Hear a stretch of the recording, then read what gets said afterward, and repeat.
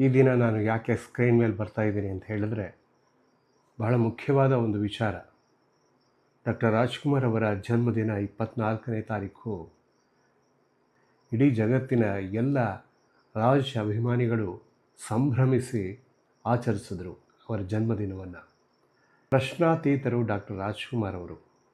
ಯಾವುದೇ ಕಾರಣಕ್ಕೂ ಡಾಕ್ಟರ್ ರಾಜ್ಕುಮಾರ್ ಅವರನ್ನು ನಾವು ಪ್ರಶ್ನೆ ಮಾಡಲಿಕ್ಕಾಗೋದಿಲ್ಲ. ಯಾಕೆ ಅಂತ ಹೇಳಿದ್ರೆ, ಅವರು ನಡೆದು ಬಂದಂತಹ ಹಾದಿ ಅದು ದುರ್ಗಮವಾದ ಹಾದಿ, ಅದು ಸುಲಭದ ದಾರಿಯಾಗಿರಲಿಲ್ಲ. ಅವರ ಪ್ರತಿ ಹೆಜ್ಜೆಗೂ ಹೂವನ್ನು ಹಾಸೋರು ಯಾರೂ ಇರಲಿಲ್ಲ. ಅವರ ಏಳಿಗೆಯನ್ನು ಸಹಿಸಿದವರೇ ಜಾಸ್ತಿ ಇದ್ದರು.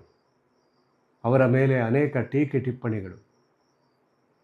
ಒಂದು ಮಾತಂತೂ ಸತ್ಯ, ಗುಣಕ್ಕೆ ಮತ್ಸರ ಇಲ್ಲ ಅಂತ ಹೇಳ್ತಾರೆ. ಪೂರ್ವಾಗ್ರಹ ಪೀಡಿತರಾಗಿ ನಾವು ಯಾರನ್ನೂ ಕೂಡ ನೋಡಬಾರ್ದು. ಅವರಲ್ಲಿ ಪ್ರತಿಭೆ ಇತ್ತು ಅಂತ ಹೇಳಿದ್ರೆ, ಅವರಲ್ಲಿ ಒಳ್ಳೆಯ ಗುಣ ಇತ್ತು ಅಂತ ಹೇಳಿದ್ರೆ, ಅವರನ್ನು ನಾವು ಆದರಿಸಬೇಕು, ಪ್ರೀತಿಸಬೇಕು, ಪ್ರೋತ್ಸಾಹಿಸಬೇಕು. ಸಾಧ್ಯವಾದರೆ ಅವರನ್ನು ಆರಾಧಿಸಬೇಕು. ತಪ್ಪಾಗೋದಿಲ್ಲ. ಅವರು ಇದ್ದ ಕಾಲದಲ್ಲಿ ಆಡದಂತಹ ಮಾತುಗಳನ್ನು ಅವರ ನಂತರದ ಕಾಲದಲ್ಲಿ ಆಡ್ತಾರಲ್ಲ, ಅವರು ನಿಜವಾಗಿಯೂ ಅವರ ಬಗ್ಗೆ ಇವರಿಗೆ ಇರುವಂತಹ ಈರ್ಷ್ಯೆಯಿಂದ ಯಾವುದೋ ರೀತಿಯಲ್ಲಿ ವ್ಯಕ್ತಪಡಿಸುವಂತಹ ಪ್ರಯತ್ನವನ್ನು ಮಾಡಿದ್ದಾರೆ. ಇದು ಯಾರ ಬಗ್ಗೆ ಮಾತನಾಡ್ತಾ ಇದ್ದೇನೆ ಅಂತ ಸಹಜವಾಗಿ ಗೊತ್ತಾಗುತ್ತೆ. ಇಡೀ ಕನ್ನಡಿಗರು, ಈ ಜನರೇಷನ್ನಲ್ಲಿ ಇರುವಂತಹವರು, ನಾವುಗಳು ಮತ್ತು ನಮ್ಮ ಹಿರಿಯರು ಮತ್ತು ಕಿರಿಯರು ಎಲ್ಲರೂ ಸಹ ಡಾಕ್ಟರ್ ರಾಜ್ಕುಮಾರ್ ಅವರ ಹಾಡುಗಳನ್ನು ಕೇಳ್ತಾ, ಅವರ ಚಿತ್ರಗಳನ್ನು ನೋಡ್ತಾ, ಅವರ ಪಾತ್ರಗಳಿಂದ ಪ್ರಭಾವಿತರಾಗಿ, ಅವರ ಒಂದು ಚಿತ್ರ ನಮ್ಮ ಮನಸ್ಸಿನ ಮೇಲೆ ಪರಿಣಾಮವನ್ನು ಬೀರಿ ಎಷ್ಟೋ ಬದುಕುಗಳು ಹಸನಾಗಿವೆ. ಎಷ್ಟೋ ಜನರ ಬದುಕಿಗೆ ಬೆಳಕಾಗಿದೆ ಡಾಕ್ಟರ್ ರಾಜ್ಕುಮಾರ್ ಅವರ ಚಿತ್ರಗಳು. ಇಡೀ ಕುಟುಂಬ ಕುಳಿತು ನೋಡಬಹುದಾದಂತಹ ಚಿತ್ರ ಅಂದರೆ ಡಾಕ್ಟರ್ ರಾಜ್ಕುಮಾರ್ ಅವರ ಚಿತ್ರ ಅಂತ ಇಡೀ ಕನ್ನಡಿಗರಿಗೆ, ಚಿತ್ರರಸಿಕರಿಗೆ ಗೊತ್ತಿದೆ. ಆದರೆ ಕೆಲವರು ಡಾಕ್ಟರ್ ರಾಜ್ಕುಮಾರ್ ಅವರನ್ನು ಹೇಗೋ ಯಾರ್ಯಾರಿಗೋ ಸರಿಗಟ್ಟಿ ಮಾತನಾಡುವಂತಹ ಪ್ರಯತ್ನವನ್ನು ಮಾಡ್ತಾರೆ. ಆದರೆ ನಿಜವಾದ ವಿಚಾರ ಏನು ಅಂತ ಹೇಳಿದ್ರೆ, ಡಾಕ್ಟರ್ ರಾಜ್ಕುಮಾರ್ ಅವರಿಗೆ ಸರಿಸಾಟಿ ಈ ನೆಲದಲ್ಲಿ ಯಾವ ಕಲಾವಿದನೂ ಹುಟ್ಟಿಲ್ಲ. ಡಾಕ್ಟರ್ ರಾಜ್ಕುಮಾರ್ ಅವರು ಮೇರು ಶಿಖರ ಅಂತ ಹೇಳೋದ್ರಲ್ಲೇ ಖಂಡಿತ ತಪ್ಪಿಲ್ಲ. ಯಾರಾದರೂ ಡಾಕ್ಟರ್ ರಾಜ್ಕುಮಾರ್ ಅವರ ಬಗ್ಗೆ ಮನಸ್ಸಲ್ಲಿ ಏನಿಟ್ಕೊಂಡಿರ್ತಾರೋ ಗೊತ್ತಿಲ್ಲ, ಆದರೆ ಅವರ ಬಗ್ಗೆ ಏನಾದರೂ ತಪ್ಪು ಮಾತಾಡಿದ್ರೆ ಅಭಿಮಾನಿಗಳು ಖಂಡಿತ ಕ್ಷಮಿಸೋದಿಲ್ಲ. ಅದರ ಪರಿಣಾಮವನ್ನು ಅವರು ಎದುರಿಸಬೇಕಾಗುತ್ತೆ. ಇದು ಅಂಧಭಕ್ತಿ ಅಲ್ಲ. ಒಬ್ಬ ನಿಜವಾದ ಕಲಾವಿದನಿಗೆ ಆರಾಧಿಸುವ ರೀತಿ.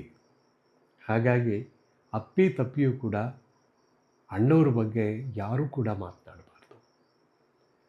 ನಿಮಗೆ ಒಳ್ಳೇದು ಮಾತಾಡೋಕ್ಕಾಗದೇ ಇದ್ದರೆ ದಯವಿಟ್ಟು ಸುಮ್ಮನಿದ್ಬಿಡಿ. ವಿವಾದಾತೀತರಾದ ಡಾಕ್ಟರ್ ರಾಜ್ಕುಮಾರ್ ಅವರ ಕುಟುಂಬ, ಅವರ ಬದುಕು, ಅವರು ಸಾಗಿದ ಹಾದಿ ಎಲ್ಲವೂ ಕೂಡ ವಿವಾದಾತೀತ. ಯಾವುದೇ ವಿವಾದಗಳು ಇಲ್ಲದೆ ತಮ್ಮ ಬದುಕನ್ನು ಮುಗಿಸಿದ್ದಾರೆ. ನಮ್ಮಗಳ ಹೃದಯದಲ್ಲಿ ಜೀವಂತವಾಗಿದ್ದಾರೆ. ನಮ್ಮ ಕನ್ನಡಿಗರು ಅವರನ್ನು ಯಾವತ್ತೂ ಹೃದಯದಲ್ಲಿ ಇರಿಸಿಕೊಂಡಿದ್ದಾರೆ. ಡಾಕ್ಟರ್ ರಾಜ್ಕುಮಾರ್ ಅವರನ್ನು ಪ್ರೀತಿಸಿ, ಅವರ ಹಾಡುಗಳನ್ನು ಕೇಳಿ, ಅವರ ಚಿತ್ರಗಳನ್ನು ನೋಡಿ. ಎಷ್ಟು ನಿಮ್ಮ ಮನಸ್ಸಲ್ಲಿ ಪಾಸಿಟಿವ್ ಥಾಟ್ಸ್ಗಳು ಬರುತ್ತೆ. ಹಾಗಾಗಿ ಡಾಕ್ಟರ್ ರಾಜ್ಕುಮಾರ್ ಅವರಿಗೆ ಪೂರ್ವಾಗ್ರಹ ಪೀಡಿತರಾಗಿ ಅವರ ಮೇಲೆ ಟೀಕೆ ಟಿಪ್ಪಣಿಗಳನ್ನು ಮಾಡುವಂತಹ ವರ್ಗ ಒಂದಿತ್ತು, ಆ ಕಾಲದಿಂದಲೂ ಇತ್ತು. ಅವರ ಕಾಲೆಳೆಯುವ ಪ್ರಯತ್ನಗಳು ಆ ಕಾಲದಿಂದಲೂ ಬಂತು.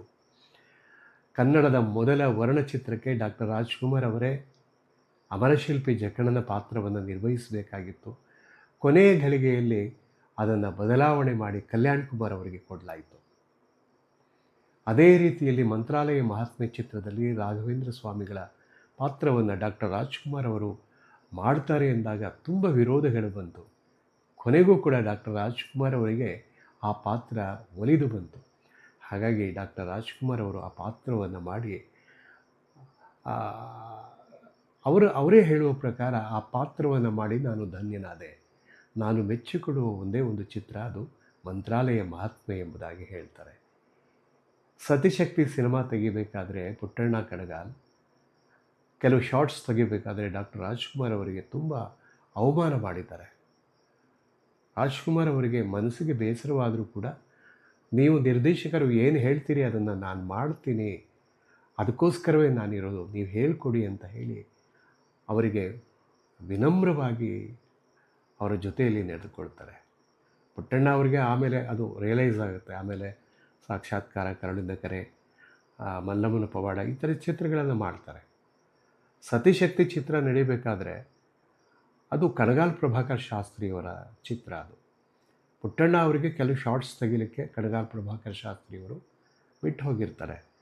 ಆಗ ಉದ್ದೇಶಪೂರ್ವಕವಾಗಿ ಡಾಕ್ಟರ್ ರಾಜ್ಕುಮಾರ್ ಅವರನ್ನು ಹೇಗಾದರೂ ಮಾಡಿ ಅವರ ಮನಸ್ಸನ್ನು ನೋಯಿಸಬೇಕು, ಅವರಿಗೆ ಒಂಥರ ಮನಸ್ಸಿಗೆ ಬೇಸರಗೊಳಿಸಬೇಕು ಎಂಬಂತಹ ಒಂದು ಕಾರಣದಿಂದ ಪುಟ್ಟಣ್ಣ ಅವರು ಆ ಕಾಲಕ್ಕೆ, ಆ ಸಂದರ್ಭಕ್ಕೆ ಆ ರೀತಿ ನಡ್ಕೊಂಡಿರ್ತಾರೆ.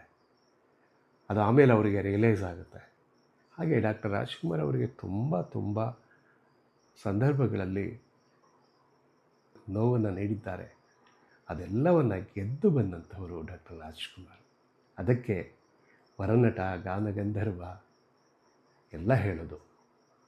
ಧನ್ಯವಾದ.